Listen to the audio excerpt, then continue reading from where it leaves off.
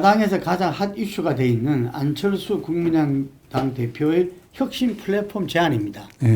그래서 이 부분이 저희들 같은 경우에 제3자 입장에서 봤을 때는 나름대로 일리가 있다 이렇게 보여지거든요. 이게 지금 국민의힘 보수 야당의 비호감도를 아직 넘어서고 있지 못하다. 그래 그걸 넘어서는 것이 선거에 있어가지고 관건일 건데 그러려면 지금 현재 국민의힘만으로는 안 된다라는 판단이 있는 것 같고 그것이 정체된 지지율로 나타나는 거 아니냐 이런 이야기거든요. 굉장히 엇갈린 반응들이 막 나오고 있습니다. 교수님 어떻게 보셨습니까? 우선 힘을 합쳐야 된다는 데는 이견이 있을 수 없고요. 지금 내년 서울 부산시장 선거를 야권의 입장에서 이기지 못하면 그 다음 대선도 물 건너간다. 이런 절박함이 있다고 생각합니다. 힘을 합치는 여러 가지 방법이 있을 텐데 안철수 대표 입장에서는 또 안철수 대표 입장대로 그런 방안을 제시할 수 있다고 보고요. 근데 제가 이제 그 통합을 한번 작업을 주도해 보지 않았습니까? 그러니까 이제 통합의 방식이 여러 가지가 있는데 이제 제3지대에서 헤쳐모이자 이런 방식은 사실 국민의힘이 받아들이기는 대단히 어려운 방식입니다. 그러니까 현실적으로 보면 지금 국민의힘이 큰 집인데 이거를 제3지대에서 다시 모이자 하는 것은 그 통합 과정도 굉장히 어렵게 지금 해서 여기까지 온 건데 또 그렇기는 어렵고 실제로 이제 통합하는 방법도 이 국민의당하고 국민의힘이 통합하려 그러면 사실 간단히 통합이 됩니다. 간단히. 간단히. 그게 소위 이제 연대를 소위 이제 합당의 여러 가지 방식이 있는데 그 중에 가장 간단한 방법을 쓸 수가 있어요. 지난번 통합할 때도 그 방법을 썼고.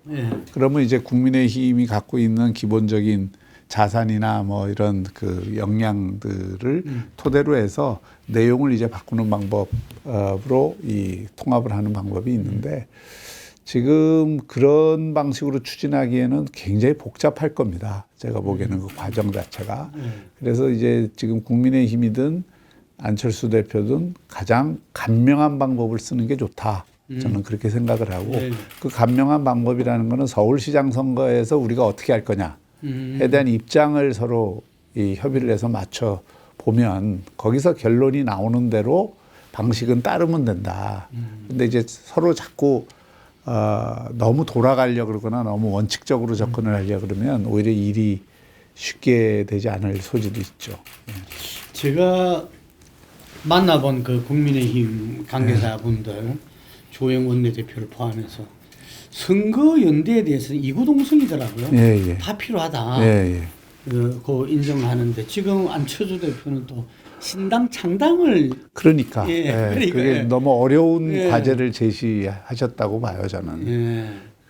그렇게 되면은 사실 그 과정 자체가 풀기가 쉽지가 않고 시간도 지금 굉장히 촉박하고 그런 상황이라서 장기적으로는 하여튼 뭐 그런 방식을 또 도모하더라도 우선 서울시장, 부산시장 선거에서 어떻게 할 거냐에 대해서 협의를 해서 그 결론을 빨리 조기에 내는 게 좋다 이렇게 생각합니다. 제일 중요한 거는 안철수 대표가 그런 과정에서 서울시장 후보로 나갈 생각이 있느냐 그게 사실 핵심 관건이겠죠.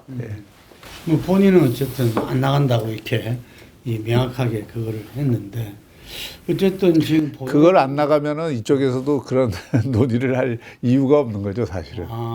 제가 보기에는 국민의힘 입장에서도 국민의힘 후보들도 있지만 안철수 대표까지 참여하는 그런 경선이 되면 이게 국민들 보기에도 상당히 파급 효과도 있을 거고 또 지난번 통합에서 사실 안철수 대표까지 통합을 하려고 했는데 못했고 대신 안철수 대표하고 같이 했던 세력들은 거의 지금 들어와 있잖아요. 그래요. 그러니까 김근식 교수라든지. 그리고 뭐 그 당시에 많은 분들이 들어와서 원내 진출하는 데는 참 한계를 느꼈지만 그러나 어쨌든 지금 그 안철수 대표랑 정치를 같이 했던 한 축이 지금 국민의힘이 이미 들어와 있거든요. 그때 안철수 대표하고는 안 된 거는 왜 안 됐죠 마지막에? 마지막까지 본인이 결단을 못하고 대신 이제 비례대표만 내겠다, 지역구는 안 내겠다. 네. 이쪽에 그 세력이 이쪽으로 왔기 때문에 지역구에서는 이렇게 사실상의 단일화를 해주겠다는 식으로 그 정도 수준에서 마무리가 됐던 거죠 당시에. 그럼 지난 총선에도 일종의 그 선거연대는 혜택이네요. 그 아주 반쪽 연대가 된 거죠. 반쪽이지 뭐 어쨌든 예, 자기 예. 관계에 지역구 나간 사람들은 예. 지금 국민의힘 예. 미래통합당에 들어가서 예. 출마를 예. 했었고 예, 맞습니다. 그랬네요.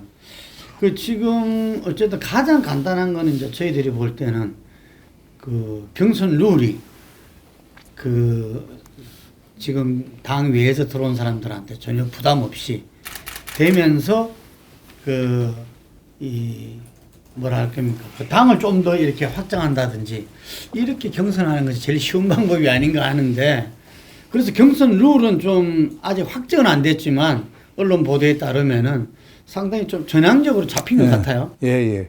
저도 그렇게 듣고 있습니다. 그 지금 현재 나온 얘기로 보면 예선에서는 하여튼 100% 예. 여론조사로 하고 본선도 여론조사 비중을 거의 80% 이상으로 한다는 거니까 그 정도면은 사실 그 시민 지지율이 높은 후보의 당선 가능성이 대단히 높은 거죠. 예. 제가 이제 볼 때는 서울시장이나 부산시장이나 양당에서 시민 후보의 이 상징을 그 인정을 시민들한테 얼만큼 받는 그런 후보를 누가 어느 당이 공천하느냐 이게 좀 선거의 운명이 좌지우지되지 않나 보거든요. 저도 비슷한 생각입니다. 그 결국 지난 총선을 기준으로 보면 서울에서 당시 민주당이 11% 이겼고요. 예. 부산에서는 국민의힘이 7% 이겼습니다. 예. 11% 7%가 크다면 큰 수치지만은 사실 5%만 왔다 갔다 해도 그렇죠. 이게 막상막하가 되는 것이기 때문에 또 결과가 뒤집어질 수 있는 거기 때문에 그 10%를 더 어떻게 가져오느냐 싸움이거든요.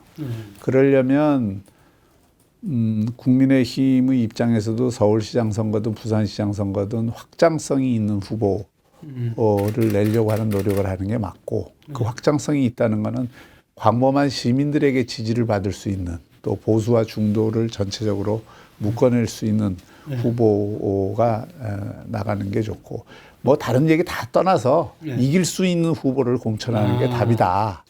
예, 그게 흰 까마귀든 검은 까마귀든 하여튼 내년 국민의힘 입장에서는 서울시장 선거를 놓치면 그 다음에 희망이 없어지는 것이기 때문에 이기는 후보를 내는 게 가장 중요한 원칙이다. 이렇게 생각을 합니다. 그 김종인 비대위원장도 여러 이야기를 거치면서 어제 놓은 이야기는 똑같은 말씀을 했어요. 이길 수 있는 후보.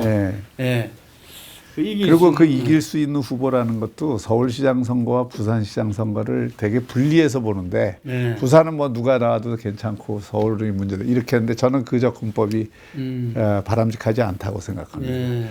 부산시장 선거하고 서울시장 선거는 이렇게 엮여 있어요. 굉장히 상호작용이 있기 때문에 부산시장 후보도 서울시장 후보에 도움이 되는 후보가 나오는 게 좋고 서울시장 후보도 부산시장 선거에 도움을 주는 그런 시너지를 서로 내는 것이 필요하고 실제로 제가 보면은 예를 들어서 부산시장 선거가 막 빡빡하게 진행되고 거기서 위태롭다 그러면 서울시장 선거도 좋지 않은 영향을 미칠 겁니다.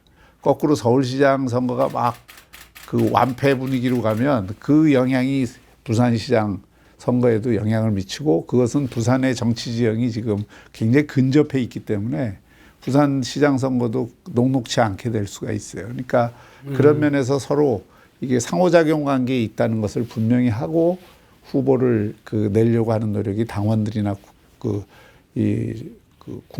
시민들 입장에서도 필요한 것이죠. 이제 선거 끝나고 김종인 비대위가 출범했어요. 네네.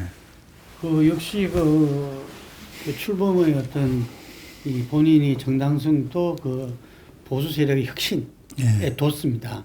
어떻습니까? 한때는 또 지지율이 좀 올라가도 갔는데 지금은 처음 등장할 때가 거의 비슷하게 20% 선에 머물고 있는데 혁신이 노력은 했다고 봐야 되지 않습니까? 예, 정당 지지율이 지금 뭐 리얼미터 기준으로는 한 30% 안팎. 그러니까 예. ARS 조사를 하면 그 정도 나오고 예. 면접 조사를 하면은 한 20% 예. 이 안팎이 되는 건데 저는 정당 지지율 자체는 그게 크게 낮은 지지율이 아니라고 생각합니다. 야당으로서. 예. 그 과거에 뭐 민주당도 늘 10%대 정당 지지율을 가졌던 적도 있습니다. 맞습니다. 한때. 예. 그럼에도 불구하고 대선이나 총선에는 또 예. 상황이 바뀌는 거니까 지금 정당 지지율을 갖고 바로 이 앞으로의 선거에 대입을 할 수는 없지만 이 점은 분명해요. 아까도 말씀드렸지만 비호감의 벽이 상당히 있다. 그것도 젊은 세대, 또 호남, 특히 서울 수도권은 호남 인구들이 상당히 많지 않습니까?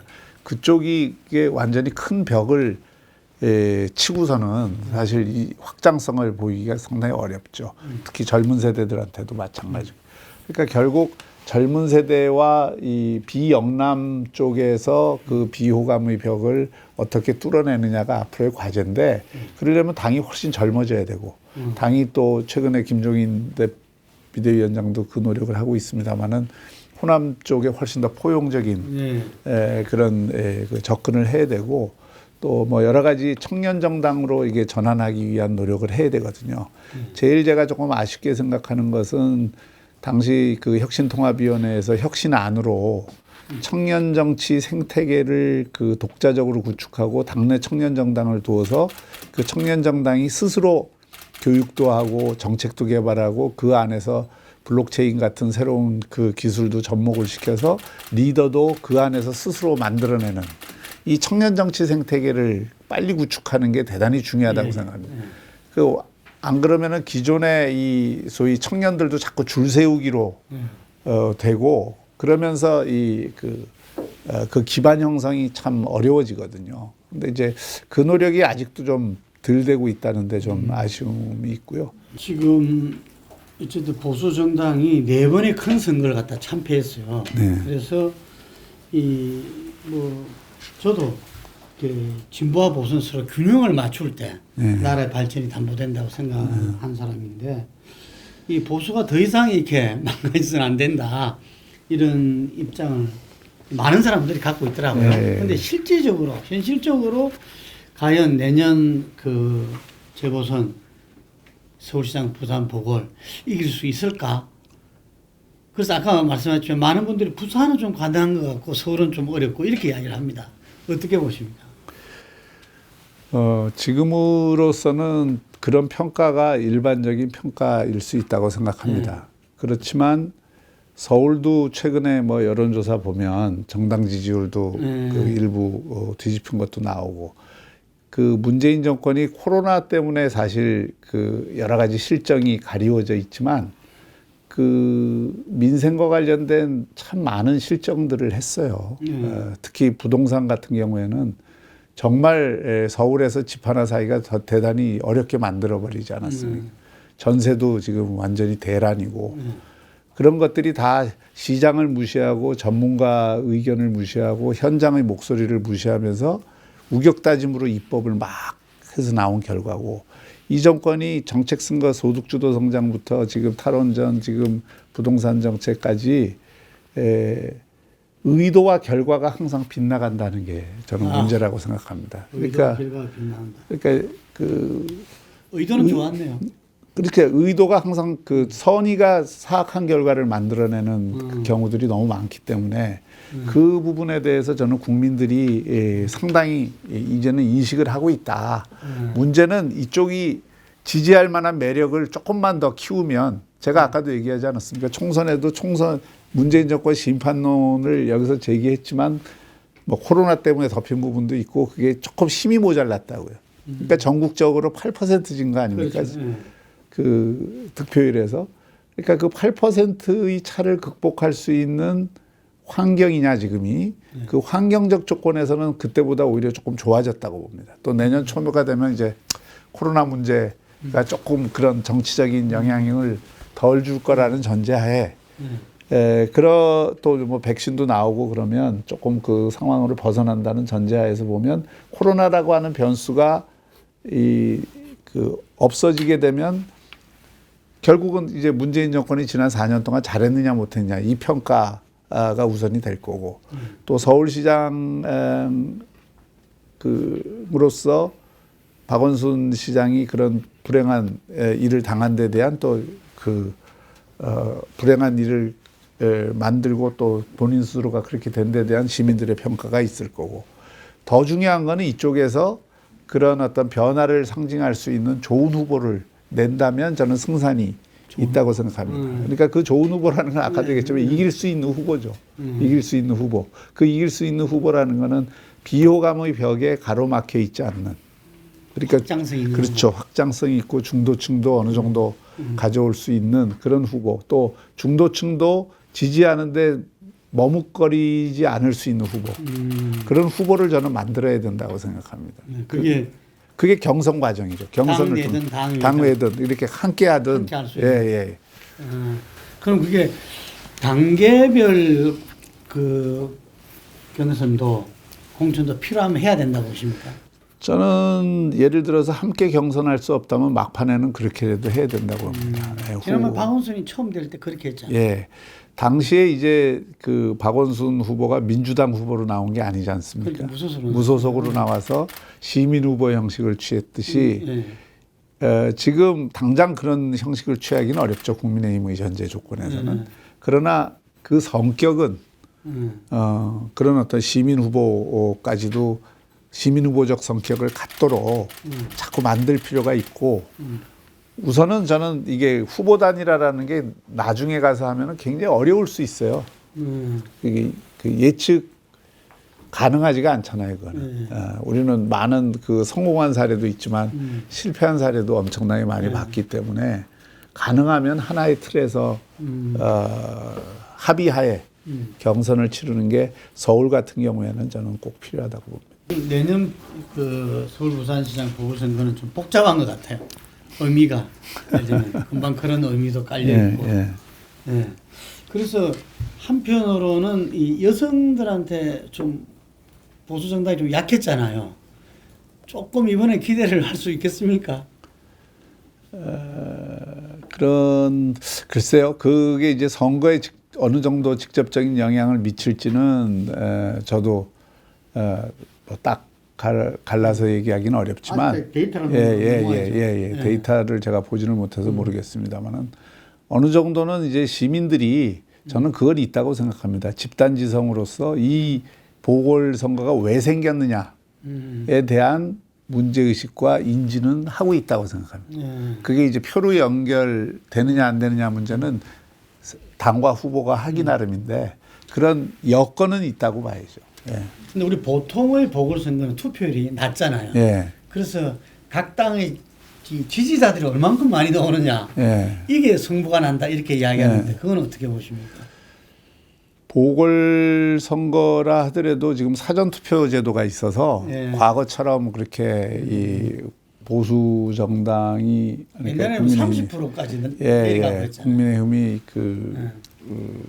유리하다고 생각 안 되고요. 이번 서울시장, 부산시장 선거는 국민적 관심이 굉장히 높은 선거일 수밖에 없습니다. 내년 대선의 시금석이기도 하고 그렇기 때문에 저는 보궐선거라 하더라도 상당히 투표율이 높을 것이다 이렇게 예상을 하고요.